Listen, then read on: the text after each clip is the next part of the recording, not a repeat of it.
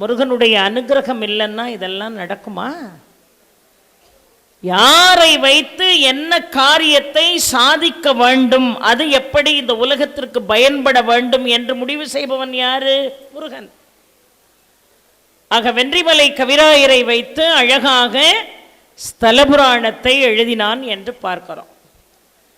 இந்த ஸ்தலபுராணத்தை படிச்சிங்கன்னு வைங்க, வீட்டில் இருக்கிற நேரம் ஒவ்வொரு ஸ்தலத்தினுடைய புராணங்களையும் எடுத்து படிக்கணும். அப்படி படிக்கும்போது நமக்கு என்ன தோணும், வாழ்க்கையில் ஒரு தடவையாவது இந்த கோயிலுக்கு நம்ம கண்டிப்பாக போயிடணும், போய் தரிசனம் பண்ணிடணும்னு தோணும். சும்மா கேளிக்கையாக கோயிலில் வந்து என்ன செய்யக்கூடாது, வழிபாடு செய்யக்கூடாது.